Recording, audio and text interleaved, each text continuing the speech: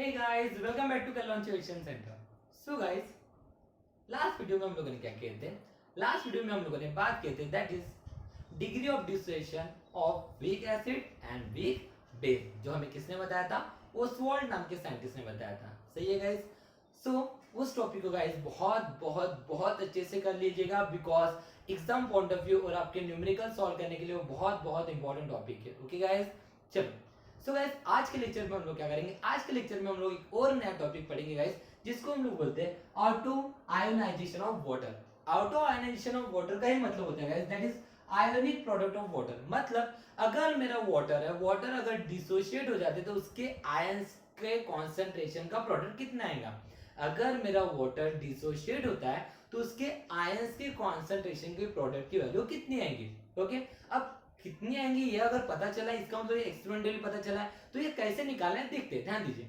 अब क्या बात है बेटा, देखिए हम लोग वाटर की बात कर रहे हैं तो हम सब लोग जानते हैं कि अगर मान के चलिए मेरा H2O है, ओके, ये H2O है, इस H2O को अगर मैं H2O में ऐड करूंगा, ओके, लेकिन इसके पहले एक बात ध्यान में रखिए बेटा, ध्यान में रखिए, इसको ध्यान समझने के पहले और एक बात ध्यान में रखिए बेटा.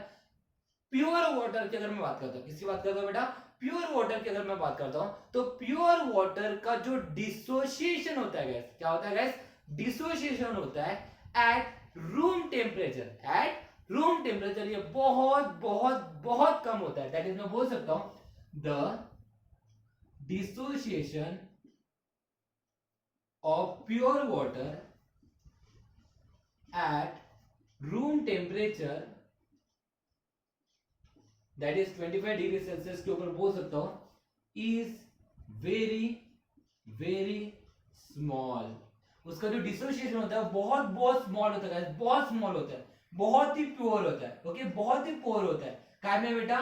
प्योर वाटर की अगर बात करते हो काय में? एट रूम टेम्परेचर में. चलो एक काम करते हैं, मान के चलिए H2O में अगर मैंने ऐड किया तो हम सब लोग जानते हैं अगर ये एसिड है और ये अगर बेस है, अब आप बोलेंगे sir it is how it is possible? H2 हमारा एसिड भी है, H2 हमारा बेस भी है, तो बेटा याद करने की कोशिश कीजिए. H2 हमारा क्या शो करता है बेटा? एम्फोटेरिक नेचर शो करता है, मतलब एसिड के समान भी बात कर सकते हैं, वर्क कर सकता है, और बेस के समान भी वर्क कर सकता है. और ये दोनों के दोनों क्या रहेंगे? वीक एसिड और वीक बेस. और हम सब लोग जानते हैं अगर ये वीक एसिड या वीक बेस है मतलब बहुत ही कम अमाउंट में डिसोशिएट होगा, है ना? तो अब ऑब्वियस थिंग है कि यहाँ पे क्या होगा बेटा, अगर मान के मैंने एसिड को अगर बेस में ऐड किया तो यहाँ पे क्या मिलेगा? अगर ये H2 है तो ये H+ आयन बन जाएगा, ये OH- आयन बन जाएगा. तो अगर मान के लिए इसने H+ आयन ले लिया तो क्या बनेगा? H3O पॉजिटिव बन जाएगा, प्लस क्या मिलेगा? OH- बन जाएगा. Higher NS. लेकिन बात ऐसी कि यहाँ पे रिवर्सिबल रिएक्शन हम लोग दिखा रहे हैं. रिवर्सिबल रिएक्शन है मतलब कभी ना कभी यहाँ पे एक ऐसी सिचुएशन आ जाएंगी जहां पे इक्विलिब्रियम कंडीशन आ जाएंगी, है ना? अगर यहाँ पे रिवर्सिबल रिएक्शन हो रही है क्योंकि ये वीक एसिड और वीक बेस है ना, इसका मतलब यहाँ पे बहुत ही कम डिसोसिएशन होगा, मतलब बहुत ही कम डिसोसिएट होना चालू रहेगा. इसका मतलब एक समय ऐसे रहेगा जहां पे इक्विलिब्रियम कंडीशन आ जाएंगी, और जहां पे इक्विलिब्रियम कंडीशन आ जाएंगी वहां पे इक्विलिब्रियम कांस्टेंट भी आ जाएगा. और इक्विलिब्रियम कांस्टेंट का फॉर्मूला क्या होता है बताइए जल्दी से? इक्विलिब्रियम कांस्टेंट का फॉर्मूला क्या होता है guys? That is total concentration of product whole divided by concentration of reactant. हाँ ना?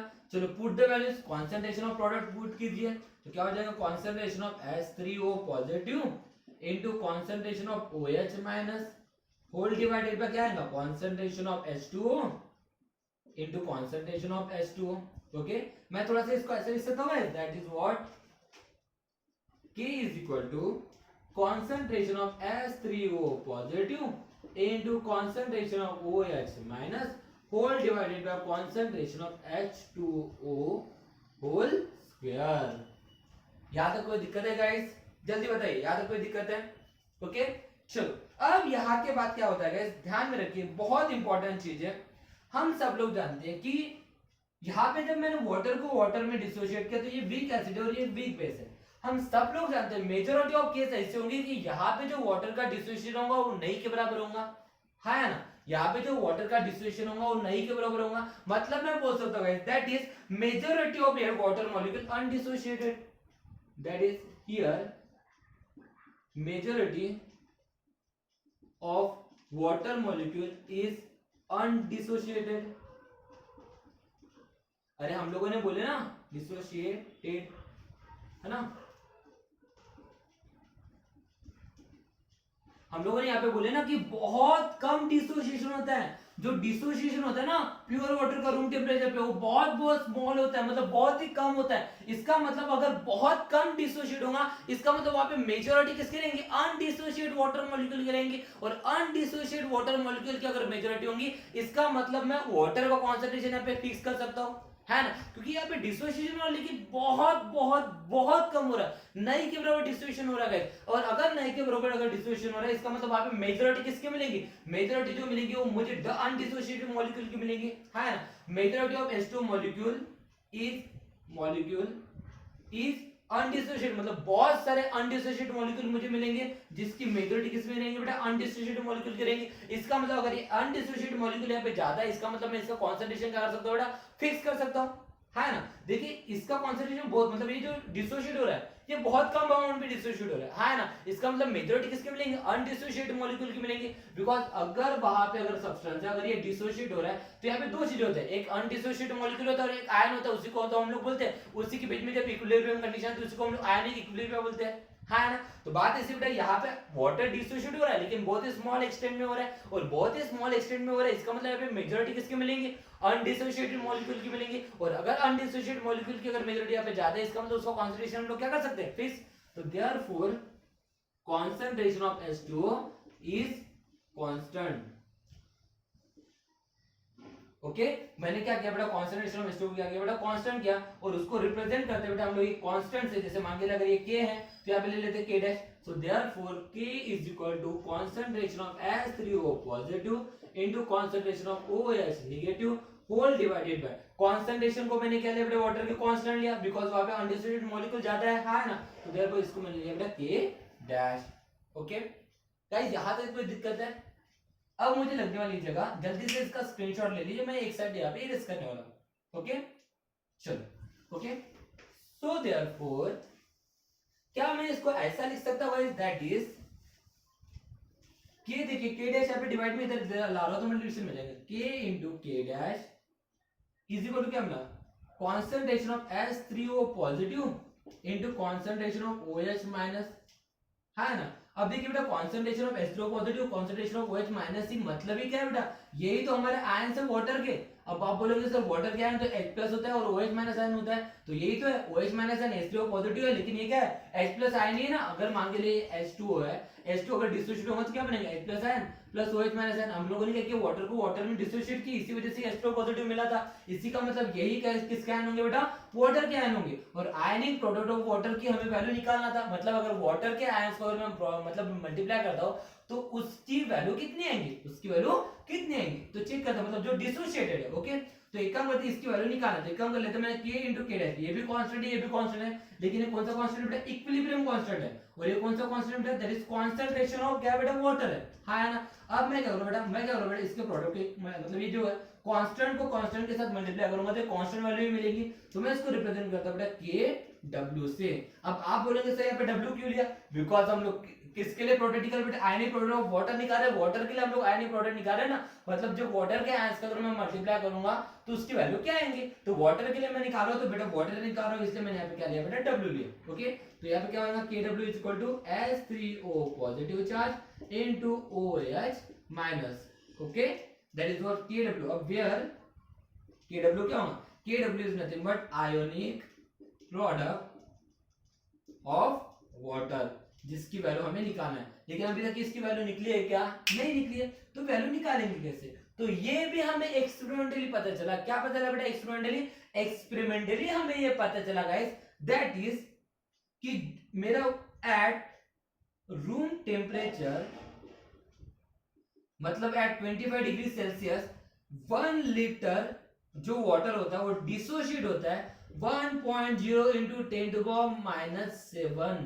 कितना डिसोशिएट होता है गाइस, 1 लीटर में से कितना डिसोशिएट होता है, 1.0 इंटू 10⁻⁷। इतना डिसोशिएट होता है। सोचिए बेटा 1.0 इंटू 10⁻⁷ मतलब कितना छोटा होगा, दैट इज यहाँ पे जैसे 1.0 है, 10⁻⁷ मतलब 1 2 3 4 5 6 7, कितनी छोटी वैल्यू होगी गाइस, मतलब 1 लीटर में से इतनी छोटी वैल्यू डिसोशिएट होती है।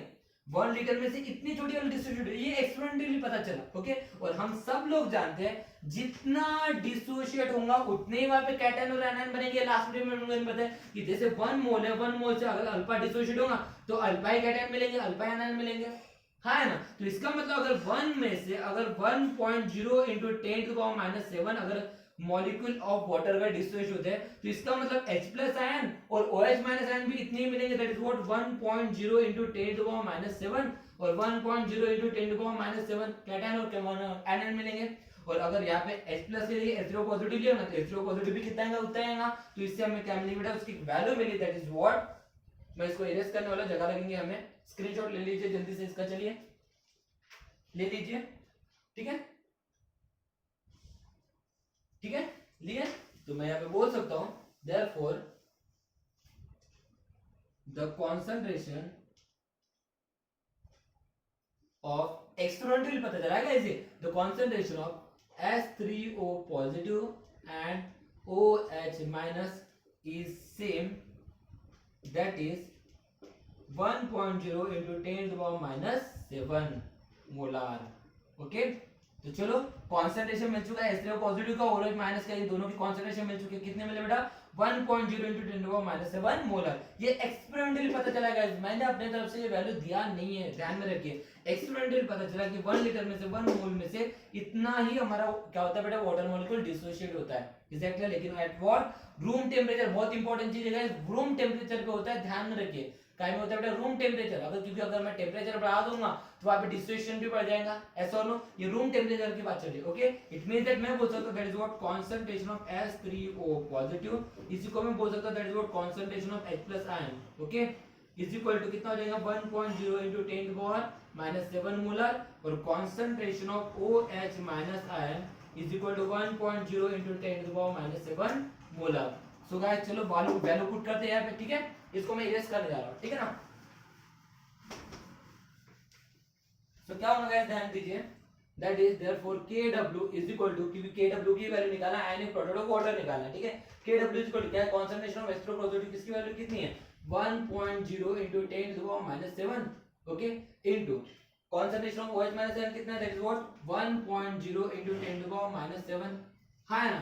अब मुझे बताइए 1.0 into 1.0 का मल्टीप्लिकेशन कितना होगा, 1.0 into 10⁻⁷ into 10⁻⁷, बेस सेम तो पावर का एडिशन, मतलब कितना होगा 10⁻⁷ मोलार। ये भी मोलार है, ये भी मोलार, तो मोलार स्क्वायर। सो देयरफॉर अगर मैं इसको 1.0 मतलब क्या होता है, ये नहीं के बराबर वैल्यू, 1 मतलब क्या होता है, 1 को किसी भी वैल्यू से मल्टीप्लाई करोगे, सॉरी यहाँ पे 14 होना गाइस, -7 कितना होगा, -14 होगा ना। तो 1 को अगर किसी भी वैल्यू से मल्टीप्लाई करोगे तो उतनी वैल्यू आती है, देयरफॉर क्या होगा 10⁻14 मोलार स्क्वायर। तो therefore ionic product of water की वैल्यू कितनी आती है guys, ionic product of water की वैल्यू कितनी होती है, that is what 10⁻14 molar square. और ये वैल्यू आपको याद रखना है गाइस, ये सब हम लोग न्यूमेरिकल के लिए कर रहे हैं गाइस, ताकि हम लोग न्यूमेरिकल सॉल्व कर पाए। ओके गाइस, तो आई होप सो ये चीजें आप लोगों को समझ में आ चुकी है। नेक्स्ट वीडियो में हम लोग बात करेंगे that is what P scale के बारे में, जो कि बहुत इंपॉर्टेंट रहेगा, जिसके बेसिस के ऊपर हम लोग एक्चुअली डिफाइन कर पाएंगे एसिड क्या होगा और बेस क्या होगा। सो मिलते हैं गाइस नेक्स्ट वीडियो में, thank you so much, have a nice day.